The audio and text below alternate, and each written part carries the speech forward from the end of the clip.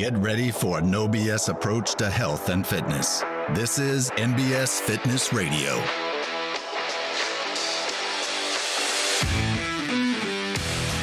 All right, welcome back to NBS Fitness Radio. I'm here with Dr. Derek Allessi, and I'm going to do a quick intro if you don't mind, Doc. Dr. Alessi has a doctorate degree in health and physical education, as well as a master's degree in nutrition. He's written 3 books on health and fitness. He's appeared over 2,100 times on TV and 400 times on radio programs. He hosts his own program in New York called Live It Fit Now. Derek owns several private practice personal training facilities in New York, where they help their clients, increase their lifespan, improve their health span. And he actually also is the owner in Strength Genesis, which is a healthy foods and supplements company. So welcome to the podcast, Dr. Allessi. David, thanks for bringing me on. I'm looking forward to discussing with you and your listeners in terms of how to improve health, fitness, and nutrition. Very cool. All right. Well, first, tell me your story. How'd you get into all this? It's really simple. I wanted to be a dentist. Okay. I failed. I missed my mark. I'm not a dentist. I wanted to be a dentist, and I wanted to be a dentist for 2 reasons. And that was because, number one, I had an uncle that was a very successful dentist, and I was following in his footsteps. And number 2 is in high school, I was about 244 pounds, wore a 42-inch waist pant. And even, boy, to my middle school dance, I'd wear my father's clothes. Both sides of my family are from Italy. Okay. Both sides, mother and father, both sides. So you could imagine growing up in that kind of household of what I ate. It was everything from homemade breads to homemade pasta to every Italian delicacy you could possibly think of. And I took part in every bite.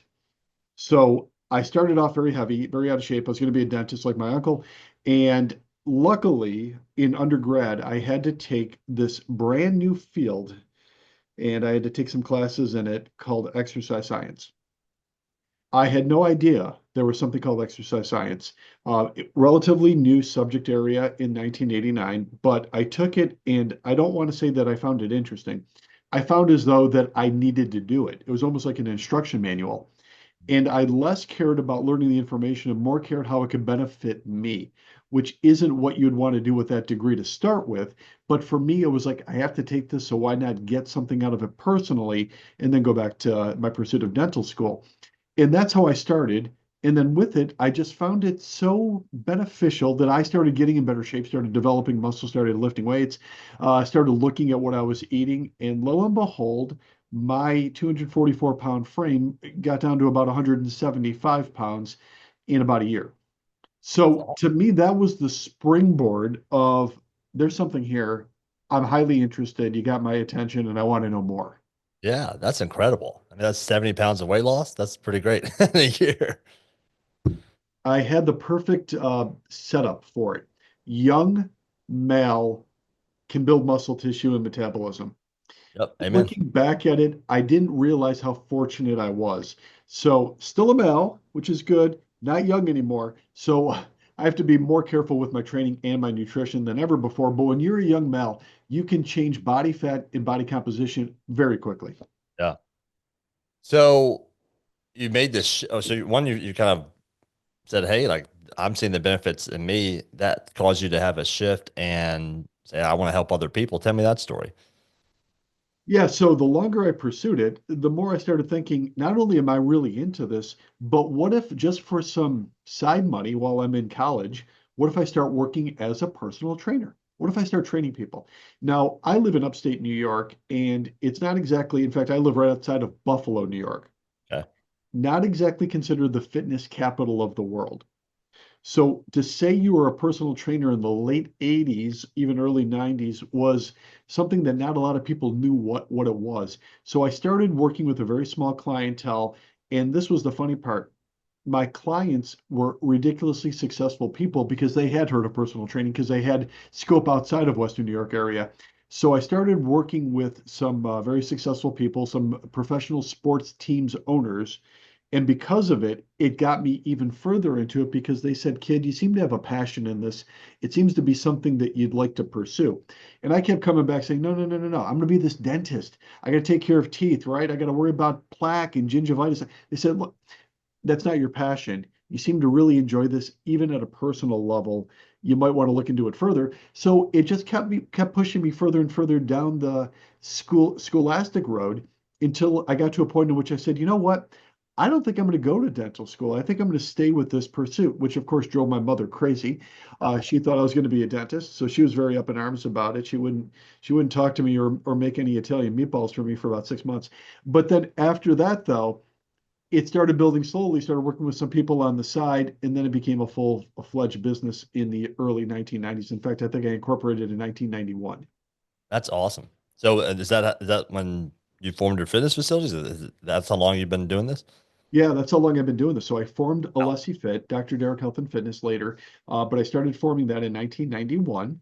And once again, with my background, I just kept going further. And then I said, I'm really super interested in nutrition. So I got a master's degree in nutrition. Once again, it all sparked though from a very personal level. I wanted to know it for myself personally. yeah. Then later on, it dawned on me, nobody teaches this stuff. So it's still the early 1990s.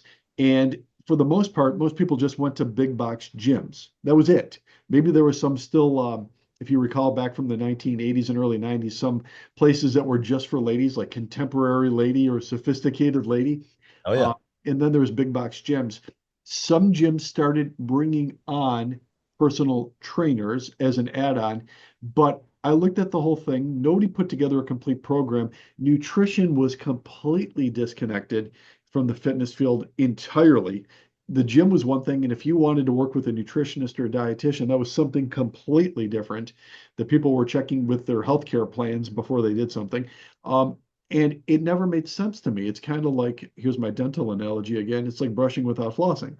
Yeah, yeah. One is going to benefit the other. So I put together a practice that incorporated the two. And then later on, it dawned on me there's no accountability to this whole thing. So a couple of years later, I started putting the accountability of monthly evaluations, check-ins, body compositions, and all of those things as number three to create that same type of thing so that you're doing the right brushing, flossing, you get the good evaluations or the good check-ins. And that's essentially what I've been doing ever since. That's cool. So yeah, expand on that a little bit and tell me what y'all's approach to your current clientele is. If I was a brand new client, I would come in. How would you approach it?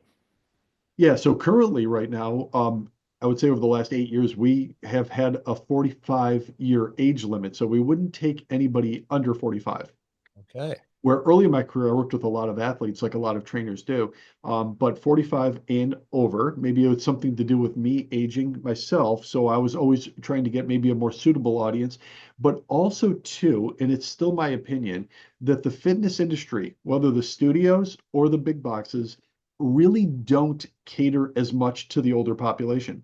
Mm, And I hear it all the time because a lot of people will say, I just don't feel comfortable walking into XYZ gym. I yeah. feel intimidated. I feel like I don't know what I'm doing. I feel overwhelmed. I feel confused. I feel people that are in their 20s are just staring at me. They're really not. They're staring at themselves and doing their own selfies. But I feel as though it's not for me. Yeah. So, with all of that feedback over time, I put together a program that was for people 45 years of age and plus, and I built it all around three principles. Principle number one was the right exercise. Now, what is the right exercise? And this is probably a conversation we could have for the next 20 hours. Yeah. But the right exercise, in my opinion, from the feedback that I've been getting, is something that both will improve your muscle tissue and your metabolism, while at the same time taking into consideration the risk of injury from any type of joint imbalances. Yeah. So many people will say, I can't exercise because I have a bad knee, I have a bad hip, I have a bad back, I have a bad shoulder. I want to build the right program for that limitation. Number two, the right nutrition or the right diet. The right diet can mean so many different things, but the principles all stay the same. I need to eat a complete diet that is protein forward, fats essential, carbohydrates can be consumed, but the quality of carbohydrates matters a lot. If you do that, you'll fuel your muscle tissue, give yourself energy, and keep insulin low, which will help prevent against inflammation and body fat gain. The third component is we need to make sure that you're progressing and moving in the right direction. So if this was school and a student wanted to improve their grades, the teacher might say, well, you got to go to class and we have to make sure you're taking good notes and listening and paying attention. You have to go home and study your notes and do your homework and make sure you're doing your reading and completing your projects.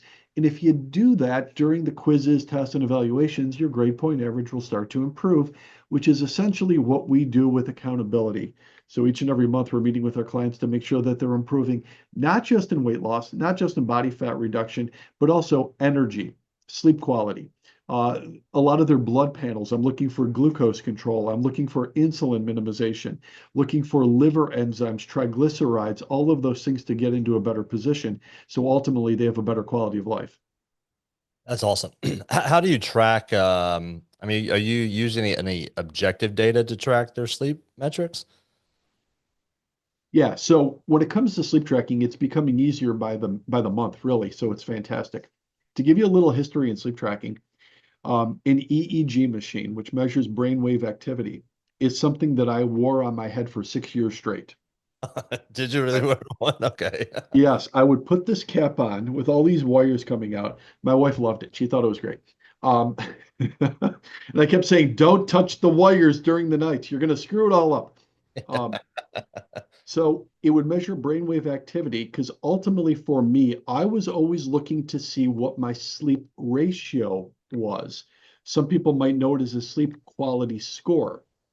So in case a person doesn't know, if we look at total sleep, use 8 hours as a good example because you hear that as a recommendation. What percent is light sleep? What percent is deep sleep? Yeah. That's the simplest way to break it down. REM sleep could be considered separate or a component of deep sleep, but I'm basically looking to see what my ratio is. Now, for me personally, I know I want to be at 50% deep sleep or more per night. That's my goal. That's very good sleep quality. An average adult American would probably be 30% or less. So if you improve the sleep quality, you get more deep sleep, you get more growth hormone release while you're sleeping, you get better ability, of course, to rebuild and repair your body, your heart, your muscles, your joints, and your mind. Yeah. If you don't get that, not only does the body break down, but you're chronically tired, fatigued, low energy, hormones start tanking and crashing and everything else, and then you're in nowhere land. So that is something that we're able to look at. Not everybody's going to wear an EEG machine on their head. I understand that. But the Fitbits, the Apple Watches, the Garmin's all do that. There's different devices you could even put under the mattress. Yeah. The Aura Ring does it too, and it does it fabulously. But the one that it's really exciting is now even these sleep comfort beds do it. Yeah. So it's built into the bed, which I think is fantastic. And lastly, something that I've used quite a bit is there's these little devices that use echolocation, just like a Yep. bat signal that you could put on your bedside stand, and it's measuring your movement patterns with an accelerometer. A lot of fancy ways of just saying, am I sleeping well? And All if right. I'm not, how do I improve it? Do you taking their objective data from whatever tracking device that they're, and you're actually applying some type of subjective data to it? Because you said for yourself, you felt like your optimization score was 50%. So over time, are you taking your objective scores and then applying it to some type of subjective? Yeah, so you have to start like anything else in a research lab with a baseline. So you start with a baseline to see what they're naturally doing. Now, there is a couple tricks to improving somebody's sleep almost effortlessly before you have to start doing the hard work. The first thing that you do is this, is you get them in an exercise program where they're lifting weights. And just that alone will improve everyone's sleep quality. Now, a lot of people that aren't in this industry don't know what we know, David, and that is the fact that if you start lifting weights, we have that tear repair mechanism. And when you tear and repair your muscle tissue, your body needs to rebuild it back stronger. And in doing so, it will set you into deeper sleep. Right. Every athlete, every fitness coach, every bodybuilder knows that. So your sleep gets better. But let's say you came to me and you were like an accountant or you're a teacher, you worked in an office, you wouldn't know that. Yeah. So usually in the first 2 weeks, we could start to see the sleep score improve a little bit. Now, the second thing that's very easy to do is this. If you could eliminate alcohols and high glycemic carbohydrates like sugar, pasta, anything like that from the diet, insulin starts dropping. And when insulin drops, a person always will sleep better. Yeah. So those are a couple very easy wins to improving sleep. And then there's more to it than that. You start developing circadian rhythms. You start waking up and going to sleep at the same time. That's a big thing. You could get into meditation or any type of stress reduction. That's a big thing. And all these things you start compounding and you start seeing somebody's sleep score go from like 28% to 60% with even fewer hours per night of total sleep. And they feel better than they have in years. Do you find any change in sleep from intake of some type of artificial sweetener that might cause a glucose spike, but that's I not would say, actual sugar? yeah, at the research level, I would say without question, that's going to happen. Now, it's so difficult to isolate it though, Yeah. just because when a client is doing their tracking, and one of the things that I have all my clients do is track what foods they're eating. So they put it in their phone. We have an app and they have to select the foods that they're choosing. I don't need to know their calories or their serving sizes. I don't even need to know their macros. I just want to see what foods they're choosing. Mm. However, even in the self-reporting, some things are missed. Somebody might say, well, yes, I had an artificial sweetener, but they're not telling me, though, that they also had a glass of wine. Yeah. Now, the wine is going to change it much more so than the artificial sweetener. So sometimes you're blaming the artificial sweetener and it's not that. Or they had a handful of Hershey Kisses, so it's not that. So it's sometimes difficult to really break it apart. I find it most accurate if I use it on myself because I know for sure what I consumed. And I want to be honest because I'm not reporting it to anybody, but I'm looking at to see what it's doing to my own numbers. So therefore, I don't have this defense mechanism built up of I don't want to tell Dr. Derek I had some wine last night. Right. So I could see if there's going to be a change. I would say for artificial sweeteners, it would be slight. Yeah. But if you were to consume something, if you had like a diet drink and it was in the proximity of bedtime, I'm going to say that it will hurt and not help your deep sleep. Yeah. Um, what are some of the maybe mental or social blocks that you see in common in people in that 45 and up range with regards to starting some of these habit changes, and how do you guys help them overcome that? Yeah, well, there's a lot of it, and that's essentially where the game is played. So, being in the fitness industry, and I think you know this, everybody is so interested in strategy. So they'll say, "Hey, what is my diet strategy? Am I eating keto? Am I eating Atkins? Am I eating carnivore? What are my macros?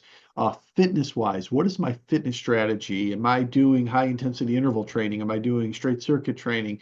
Am I doing intermittent fasting? Am I doing all these? It's all strategy, right? And strategy doesn't last unless there's the right mental game. The mindset is everything.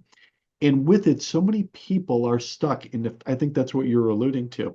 So somebody will come in to see me and they've tried things before. You probably see the same thing. They've tried all the different gyms and home fitness equipment and the Fitbits, and they've gone to Weight Watchers and they've done all these things.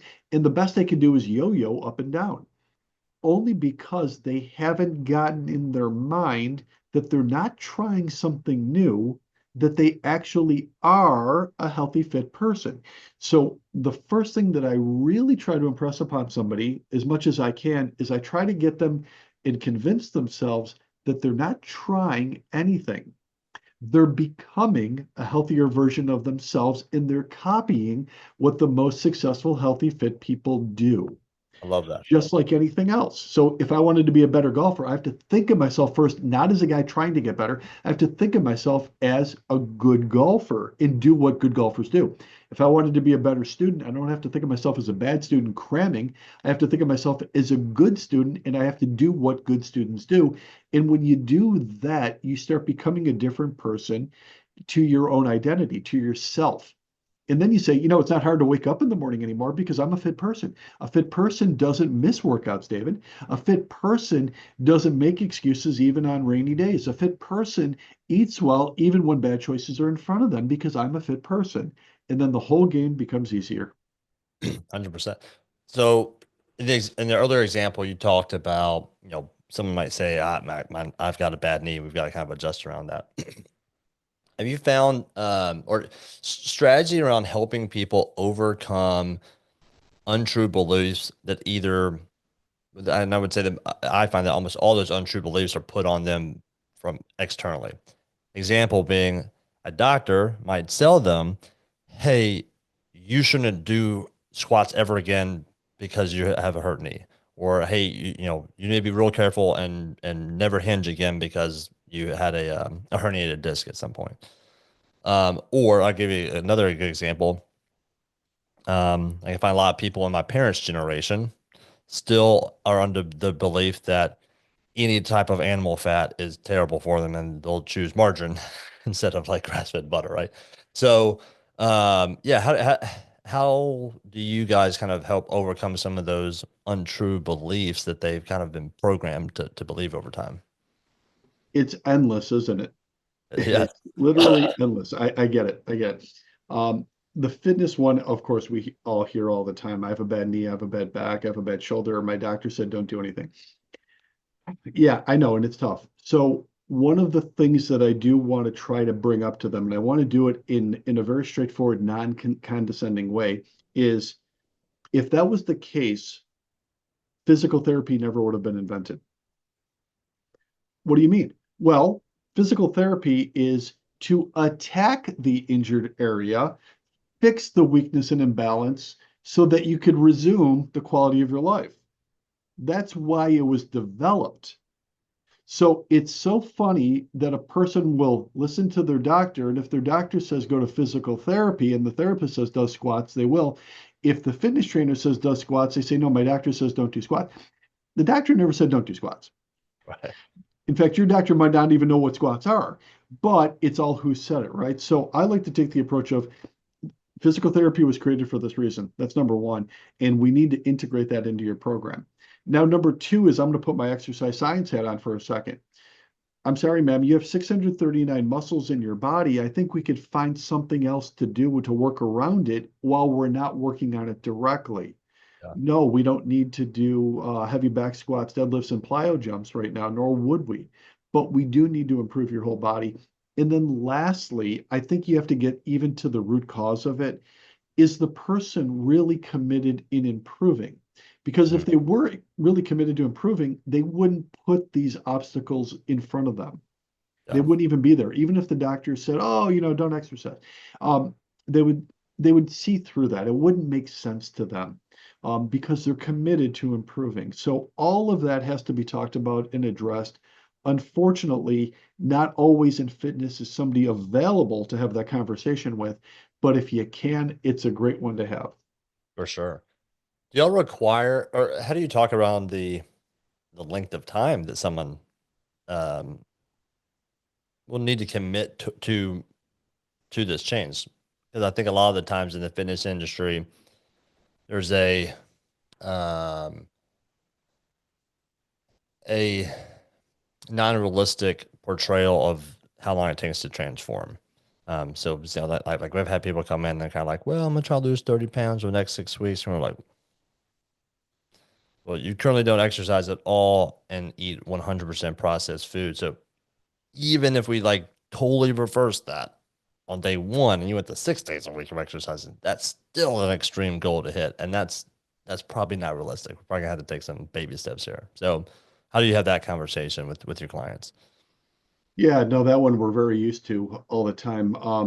It's kind of like I haven't been exercising or eating right, and within 6 weeks, I want to look like John Cena.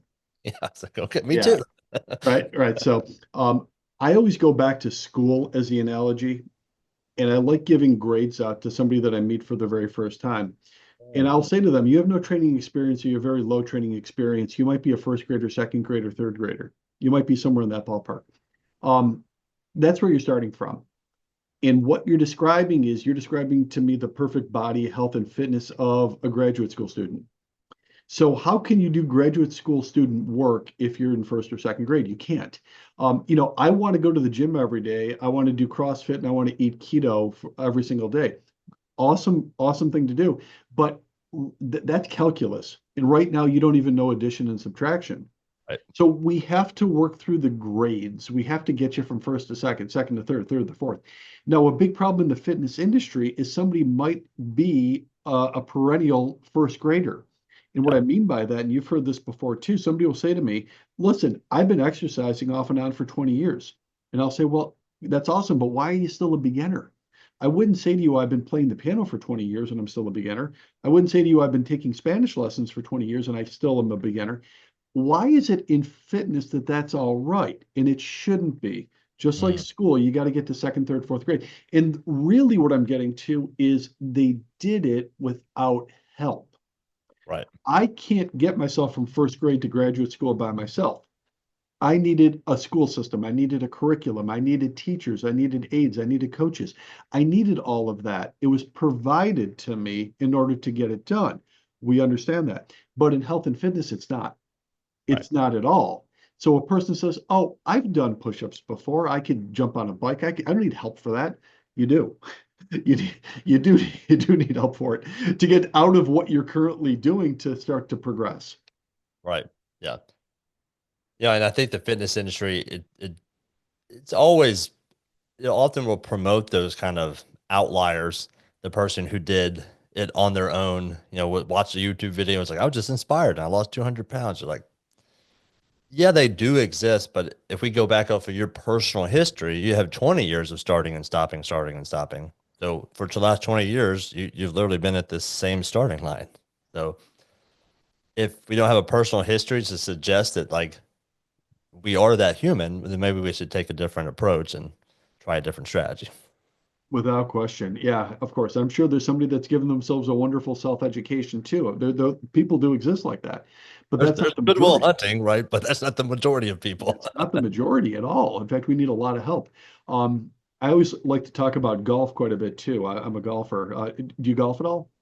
I do not, but I'm familiar with it. You're familiar. So many times I'll have guys say, I'm really getting into golf, and I'll say, have you started taking lessons? And they'll say, no, no, no, no, I'm not good enough for that yet. I'm just going to go to the range and work some things out on my own before I go see an instructor.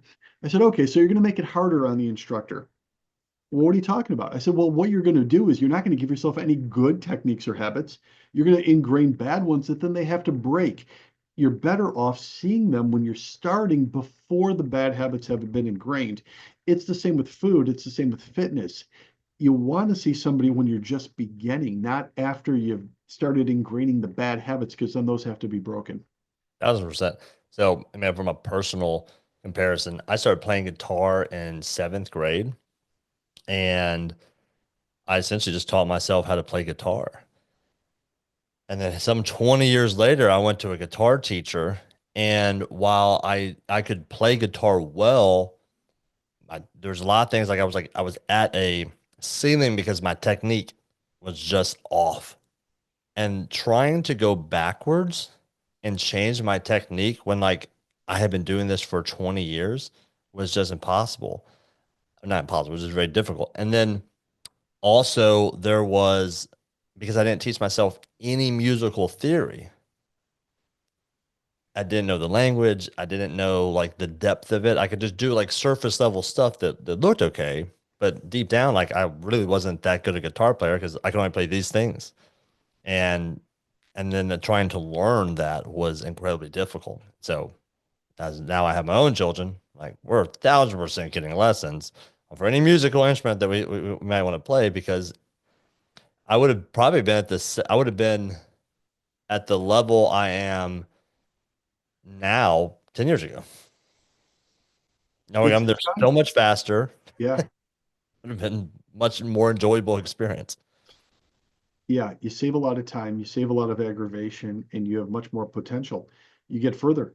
We know that. We know that from school. We know that from coaching. We know that from every business mentoring. We know that at every level. However, then we still, when we try something new, because maybe we don't want people to see that we're a beginner, we start to try to take it on our own, and it's not the right way to start. It will set you back every time. 1000%. When I first went into the fitness industry, I'd come out of the college strength and conditioning industry, and I went into a commercial gym. And I quickly realized, man, people are just set up to fail here. And unfortunately, the business model is only set up to succeed if the majority of these people don't come in. So we've sold these people, fitness is cheap, There's no accountability. You just come and do it on your own. And then we set up a financial model that only works if the majority of these people come in for just for a little bit to kind of, oh yeah, I think I'm gonna take this fitness journey, and then 3 months later, stop. And I was like, well, that's BS. So then when I ended up opening my gym, I called it NBS, no BS, because I saw that the rest of the fitness industry was just set up for people to fail. And I think we're both kind of uh, singing the same tune there. Um, Talk to me a little bit about um, food. Let's dive down more into nutrition, and maybe like, do you have a hierarchy of food choice? You know, how important is it to organic? You talked about protein sources. Like, what are good protein sources? Let's dive down that for a little bit. Yeah, no, I certainly do. In fact, I know you alluded to it before. My food supplement company is called Strength Genesis, and I had two goals with that company. Goal number one is to seek out the highest quality level ingredients I possibly could. So I'm a huge fan of food quality. The better the food, the better the reaction is going to be in the body. So that would be number one. The second part, or the second goal of the company, is how do we keep plastics out of your body, out of the environment too, but out of your body, because the microplastics that we're putting all of these supplements and protein powders and pills and everything else in is awful. It's worse than most people understand about putting plastic in your body. So I'm always going to lean towards food quality. I think there's really three things in life you should never worry about spending money on for the quality. Food being number one. Number two, we just talked about it before, being your mattress. Yep. Spending money on your mattress is a great investment in you, in your recovery, in your metabolism, in your mindset, in your health. And the third thing is going to be your shoes. Ah, there you go. If your shoes aren't good, whether it's your workout shoes, your dress shoes, whatever it is, you don't have good stability, you don't have good footing, and your feet will be in pain and you will be miserable. So those are my principles. But when it comes to food, it's always about quality. So I'm a quality first guy. Now, when it comes to nutrition, there's the strategy. There's only three choices. Everybody understands this. You don't even have to be a nutritionist to know this, but you only have three choices. You could eat protein, you could eat fat, you could eat carbohydrates. Now, yes, there are a lot of choices in those big macronutrient groups, but that's essentially it. So if you did none other than just eating the highest quality of all three of those groups, boy, you are like 92% down the road Yeah, yeah. Okay. from that by itself. So when some people go to strengthgenesis.com, and what we're excited about is you're getting protein powder grass-fed from New Zealand. Right, so it's the highest quality and standardization of grass-fed. So in New Zealand, the animal must be grass-fed 100% of the time. It's the only country that has that standard. Just to give you some comparisons, in North America, the highest is Canada, and that's 20% of the feeding time. And unfortunately, the United States is 4%. Can I pause you there and Yeah, just clarify that? So I think what I'm hearing you saying is that in New Zealand, to qualify as grass fed, it has to be 100% of the time grass fed. correct. To qualify for grass fed in the United States, it just has to be 4% of the time. Or is 4% is the minimum requirement. So 4% or more is grass-fed.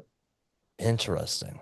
So they Right. could essentially grain feed them wherever that comes out to 96 out of every 100 days, send them out to pasture for four of those, and it's considered grass fed. Correct. Wow. That is correct. That's new information. I did not know that. Yeah. Then the next question from that is, why is that important? Yes. Well, because it does represent then the quality of the product. We know about grass-fed, it's got higher protein availability. So fancy way of saying, or bioavailability, a fancy way of saying, if I eat the protein, will it get to where it's supposed to go, my muscle tissue? Um, it's going to be higher quality when it's grass-fed because it's a natural source. Number two, fats. There are fats present in protein powder. However, we're looking for quality fat sources. So when it comes to fats, it's usually omega-3s and 9s are your best ones. Omega-7s are good too, but 6s are ones you want to avoid, which you get more 6s when it's not grass-fed.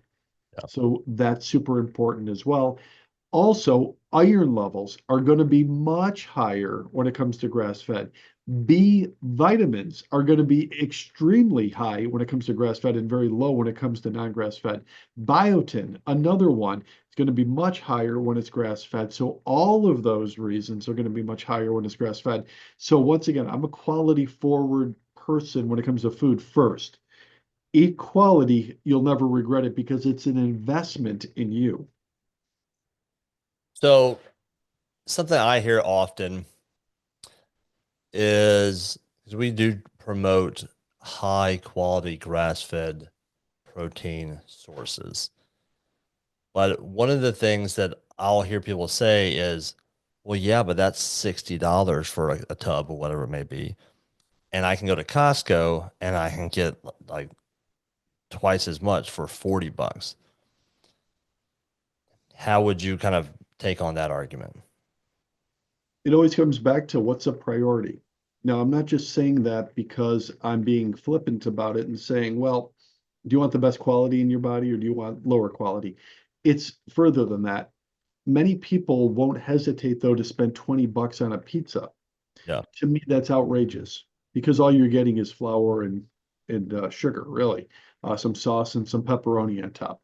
So Very, 20 very, bucks to be me careful is, saying that around your Italian brethren. I know, right? Of all people to say that. So 20 bucks for a pizza is extremely expensive. Spending money on fast food, spending money on convenience foods, spending money on constantly eating out. Those are all choices. So sometimes I do hear people saying, well, the grass-fed, the wild caught fish, the cage-free eggs are more expensive. They are, but I'm sorry, you're also eating out 4 or 5 nights a week. You're ordering all of your lunches out all the time. You're going to Starbucks 3 or 4 times per week. You're spending a ton on low quality food. What if you back off of that and then start buying some better ingredients and doing something extremely novel? Cooking. So Yeah, if you spend some time cooking, you're going to get so much more out of it. So that is the key, I think, in terms of getting the dollars to go farther. perfect. Okay. Now, what about like organic fruits, vegetables, all that kind of stuff? When it comes to organic, it's kind of interesting. It's more of a marketing term than it is a nutritional term. So being a nutritionist, organic doesn't impress me. It doesn't do what most people think it is. In fact, you can get organic cigarettes. I didn't know that. It's organic tobacco. It's grown under organic policies. But Also, organic can mean different things as well. And I could get an organic licensing too. mm, So there are convoluted ways, and it says nothing about what I'm eating. It only says how it was produced. yeah, So I don't see it as this bulletproof buzzword that a lot of people do. Now, I'm going to put my marketing hat on because I do have a supplement company. And we have this wonderful MCT oil, medium chain triglyceride oil, called high octane MCT. And it is organic. And when we switched to organic, the sales increased because people liked seeing the term organic. Do I think it's a better quality than our non-organic? I think nutritionally they're going to be both identical, okay. right? But people like seeing, they feel very comfortable seeing organic because they think it's this protective thing. So once again, it depends which one of me you ask as the Yeah, nutritionist. okay. It's equal. If it's me for strength genesis, it's the best thing ever. Got it. All right. So uh, let's say apples, two apples. If I had an organic apple, if I had a choice between an organic apple and a non-organic apple, do you have any concerns about glyphosates or any of that kind of stuff that is used in any of the processing? Would you suggest that an organic apple would still be a better choice than non-organic apple? No, I'd say it means very little. Okay. Okay. Just rinse it, wash it on something other than your shirt, and just eat a clean apple, and you're eating an apple. I'm more interested in what you're choosing than the process of it when it comes to organic. I don't feel that way when it comes to grass-fed, as we just went through that whole thing, because that's different. That's internal to the whole thing, where this is more external to the whole thing. Got it. Okay. Now, what about grains and GMOs, some of that stuff? What's kind of your take on all that? Not a fan. I'm not a fan at all. First and foremost, um, I'm not a fan of grains in general in the human body. Our bodies don't do well with them. We were never designed to have them. And people say, well, what do you mean? They've been around forever. They're before biblical times. What do you mean they're new? Well, when it comes to human evolution, we've been on this planet for 2.7 million years. And in really the first 2.6 plus of those million years, you had two choices. You could fish or hunt. And that was it. And you better be good at it, by the way. Otherwise, you're not eating. No. So you could fish or hunt. It wasn't until just 10 to 12,000 years ago that we got into agriculture. So often somebody will say to me, but you don't understand. I'm gluten intolerant. I have celiac disease. I bloat when I have grains and so on and so forth. Yes, we all do. Every one of us does. Some of us tolerate it better than others, but we're all intolerant to it because it wasn't part of our evolution. We're throwing something in there that wasn't part of the breakdown of it. So because of it, you're feeling those things. And yes, it's increasing the inflammation in your body. It's increasing insulin in your body. You're going to store body fat easier. So I don't think it's a never thing, but something like that is something your body isn't going to easily handle, and it's not part of daily nutrition. Okay. So with regards to carbohydrate sources, do you lean heavier towards like fruits and vegetables or more fruits over vegetables? I would lead to vegetables over fruits in Okay. general, just because one of the principles of people want to lose fat. They want to change their body composition. They want to look better, feel better, be smaller, change their size, the body transformation that we are talking about. One of the best ways to do it is to keep your insulin levels lower. And one of the best ways to keep your insulin level lower is to not have high starchy, high sugar carbohydrates, because that will cause your insulin to spike very high. So sugar will cause it to spike very high. Grains will cause it to spike not quite as high, but they stay elevated longer, which still will cause havoc with your insulin levels. So both of them aren't a good combination. So I'm always going to lead to lower lower on the glycemic index, uh, carbohydrates such as vegetables, certain fruits, and things like tree nuts as being better sources, lower sources of carbohydrate. Do you ever have anyone come in who's made a switch to like a vegan diet and is like, swearing by it, and how do you kind of guide that person through there with regards to all that? Yeah, I would say it's probably a little bit more common 5 and 10 years ago. It's less common now. I think a lot of people understand that vegan diets aren't necessarily good diets. Going back to what I just said before, for the first 2.7 million years, you could fish or hunt. Yeah. So by becoming a vegan, and I understand there's many reasons for it, you're already though going against human evolution dramatically. In fact, you're going the opposite direction of human evolution. So I have to look at this as a nutritionist. I understand what I was taught in school, but do I ask myself a question? Do I think that Mother Nature made a mistake? Do I think it shouldn't have been fishing and hunting? Do I think that Mother Nature should have given us crackers and noodles? Well, maybe, but she didn't, Yeah. right? So maybe I have to respect the evolutionary process because that's essentially where we came from. Now, years ago in my practice, I did used to work with vegans. I haven't in the last 14 years. I won't take them on under any circumstances. And in general, there's three groups of vegans. Group one, religious and cultural purposes.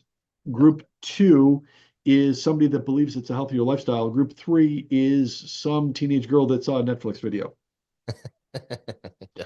So you have to kind of see who you're dealing with. Of course, the touchiest one is going to be religious and cultural. Yeah. I'm not going to try to change their religious views and their cultural upbringing because that's obviously that's them. That's themselves. That's their part of their identity. The other two groups, so I think it could be worked on quite a bit. Um, what's your opinion on food variety? How important is that? Well, I have a couple different views on it. View number one is if you think about something like protein, if I'm eating chicken, if I'm eating fish, if I'm eating beef, if I'm eating eggs, the more different sources of protein I'm getting in, the higher the assimilation rates are because I'm taking in different forms of the protein, which is fantastic. So variation can be very important to me then because it's going to be better nutrition. Now, that sometimes on paper doesn't translate to what happens in the real world, because what we've learned is if a person tries to have too much variation in their diet, they're less likely to adhere to any diet. So the people that seem to have the most success with continuing a diet are people that don't change it by too much. Yeah. Oftentimes, if somebody says to me, I'm eating really properly, I'm losing a ton of body fat, I feel fantastic, but I'm getting bored of eating a lot of the same thing. If somebody says they're getting bored, that means they're not eating well. And they're defending it by saying, well, I was bored with it, so I had to change it. Um, my point is, I'm getting bored with studying all this time for school and my grades are improving, right? No, I'm saying I'm getting bored with studying because I haven't been studying. I want to get back to studying and I want to make it part of my lifestyle so it becomes easier. I want to get back to eating well so it becomes easier again, so I don't have to worry about the word bored. When you said that, I started thinking to myself, I was like, I don't know if I've been eating basically the same thing for 39 years. I was like, I don't think Yes. I've ever been gotten bored of what I No, eat. and I don't either. I agree with you.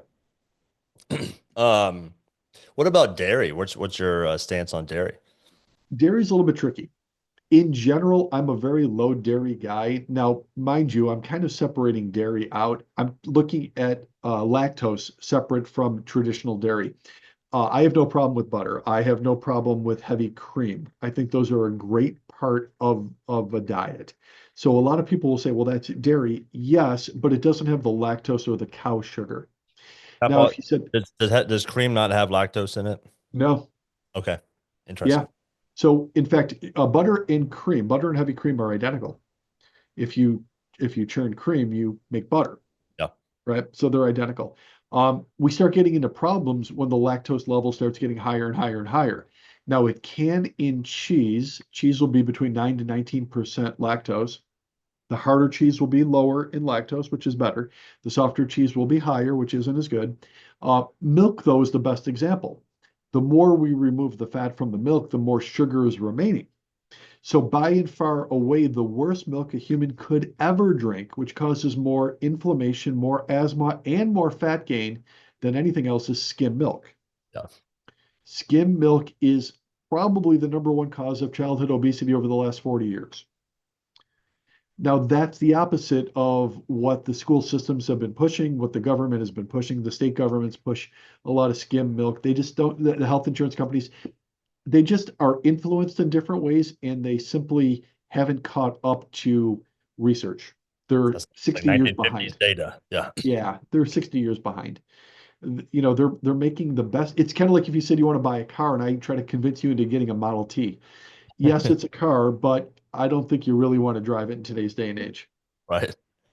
Um, so I mean, do you take it by case basis? It's like depends on how you. I mean, obviously not skim milk, but like whole milk. It depends on how you handle it. Would you just suggest, Y- hey, it's not best to, just from a pure insulin standpoint, you'd be better off choosing other things. Well, right. Regarding insulin, of course, but then yes, we have different tolerances to it, kind of like back to the gluten conversation we just had. Some people may not be that tolerant of lactose. They're very lactose intolerant. Some people might be extremely tolerant, and I find that most people are kind of somewhere in between. So it's not out of the question you have a young athlete. You see this all the time now with young soccer players, young football players. It's big in the bodybuilding community. I just finished my workout. I should drink some chocolate milk. Yeah. I wouldn't recommend it, but I do understand the purpose of what they're trying to do with it. Um, I think when you're younger and you have more muscle tissue, you can pull it off a little bit better. Would I recommend that to like a 59-year-old accountant? No, Right. would not. You'd be better off drinking some protein. Protein powder or, oftentimes this is the funniest thing. When people say, what should I drink? If you just give them the answer, water, they seem to be confused by that. So you should be drinking more water. Right. Yeah. The one thing that you're made to definitely drink. You should drink some water. What? I never heard of such a thing. I um I love going, well, I love going camping and being outside and kind of doing that stuff where you're just really kind of limited in what you have access to because you just have like you'll have such a deeper appreciation of water when you've had a backpack on your back or you've been doing out in the heat and you've been doing like physical things for, the last 3 hours, like that cold glass of water is more of a delicacy than ice cream would ever be. Like, yeah, that just tastes so good. Yeah, like if you spent enough time outside or if you're like in the forest or desert, that would be more valuable to you than gold. 1,000%. Yeah. Yeah, but if you're sitting in your living room and you're looking over at the refrigerator and you have all these different beverages that are in fancy cans and bottles, you're like, I don't want any water. Forget that. Yeah. And I think some of it is also, I think we expose our palates to just so many things that we would never have been exposed to even 100 years ago, like Doritos. You never would never ever taste that. And so, I think when we exposed our palates to just all these sweet and crazy flavorful things, it's hard to appreciate the flavor of just like a normal steak or, um, celery or like green beans. And, and, and so I know in myself, one of the things that I've tried to do is like just not really not put any flavor on anything, just so I'm not craving any more. Like if I'm not constantly putting tons of flavor on anything, I'm not going to crave more and more flavor. It makes it easier. If you're not constantly drinking sweetened liquids, then water that's unsweetened tastes totally fine to you. If you're used to drinking other sweetened things and you're just like, gosh, I want that sweetness, I want the dopamine, some more of that. Well, that's exactly it. Yeah, you get very tolerant of it. Essentially, because remember, when it comes to food, proteins, fats, and carbs are made up of sugars, and sugars classified as a drug. So the more you have of it, the more you want of it. It hits dopamine receptors, as you're mentioning, and you develop that addiction, that tolerance to it, just like you would with tobacco or alcohol. It's the same type of thing. So if I have a person that comes to see me and they've never really ate well, it's not out of the question that they'll say, "But you don't understand. I don't like vegetables." And I'll say yes, because your palate has pushed you so far the other way because it's been conditioned to have nothing but sweets. You're addicted to it. We have to break the addiction. And you're going to say, boy, these green beans are like so sweet. You would never say that now, but you will say that once we start changing over your palate. And that's been proven in research time and time again, how the palate is very adaptable to what you're doing to it. Yeah, the we bought some dates the other day, and I put those in some yogurt I had. I was like, golly, that's like straight candy. I mean, it's like it tastes like pure candy. It's that sweet. Uh, Dates yeah, are that sweet. They're 106 on the glycemic index. They're through the yeah, they're roof. super high. So I was like, wow, Yeah. those are pretty sweet.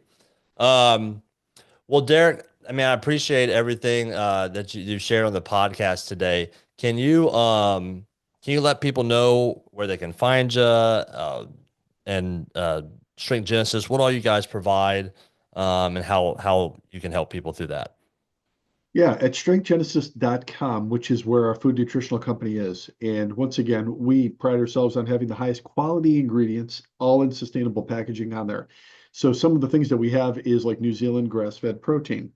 We have pharmaceutical grade molecularly distilled cold processed fish oil. This mimics prescription fish oil. It's at a fraction of the price of prescription fish oil too. We have what we call the world's greatest cooking oil, which is Australian cold pressed macadamia nut oil. We have, in my opinion, the world's greatest salad dressing. And this salad dressing is so pure, made with 100% extra virgin olive oil, you do not refrigerate it after opening, which is extremely rare for salad dressings. Put it right on the counter. In the last 6 months, we have not been able to keep this in stock. It's just been that popular. So if you go there and it's available, I'm telling you to get it because I already know that we're going to be out of it this month alone. So we have those. Something else we didn't talk about, creatine monohydrate. Creatine super beneficial to all populations, athletes, elderly, diabetics, men, women. We put it in sugar-free gummies only because a lot of people won't carry the powder along with them and put it in their protein drink. So we now put it in sugar-free gummies so people could enjoy them on the run. So all of those products are available at strengthgenesis.com. Also, for your listeners, to give you a discount on your first order, use coupon code POD1, like podcast, POD, POD1, at checkout and get a discount on your first order and enjoy what we consider the highest quality foods you could ever possibly put in your body. That's awesome. Why is cold press important? Can you talk about like why that makes it such a higher quality? Yeah, so it's important whenever it comes to any fatty acids. So everything is based upon a smoke point or a temperature.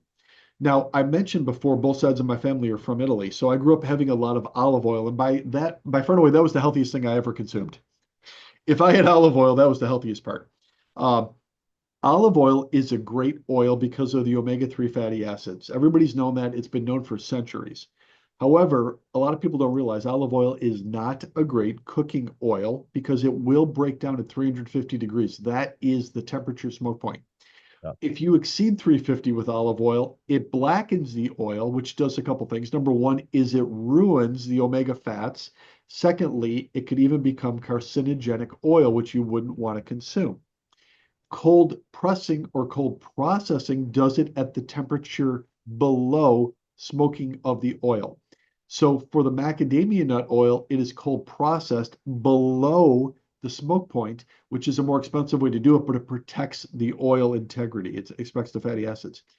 Fish oil is even more fragile. A lot of people don't know this.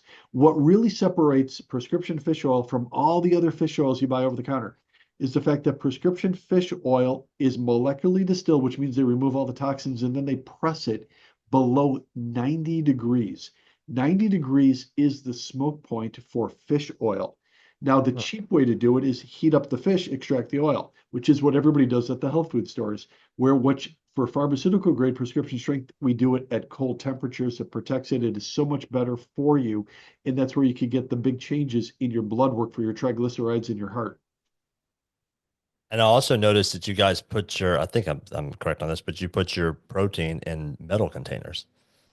Yeah, And all of our containers are sustainable. So our protein is in metal. It's in aluminum. So it's in a big aluminum container. It looks more like you're getting like this can of paint than these big obnoxious plastic protein containers. It's the same food grade aluminum though that you would put a soft drink or beer in. So it's all food grade quality. It doesn't leach like the plastic does into the environment or into your body. And also too, plastic is a petroleum byproduct, which you certainly don't want in your body, which unfortunately is what they put most protein powders and vitamins into. yeah, pretty much everyone I've ever seen is in plastic. So that's Plastic. It's cheap. So just to give you some more information than you probably need to know, our protein containers are $4.50 each. And if I were to buy them in plastic, it would be under 15 cents. wow. Wow. Yeah. Just that by itself. But it goes back to what you were talking about. It's like, hey, where do you want to spend your money? I'd rather not spend it putting plastic into my body, especially if I'm trying to do things that are healthy. Very cool. Well, Derek, thank you so much for coming on the show. And I appreciate all your information. That was great. David, thanks for having me on. I had a great time. And honestly, this was a pleasure. It was a lot of fun. Awesome. Thanks, bud. NBS Fitness Radio out. Thank you for listening to NBS Fitness Radio. If you enjoyed the podcast, be sure to share it with your friends, follow us on social media, and check out our website at www.nbsfitness.net. Hit the subscribe button and tune in next time for more NBS Fitness Radio.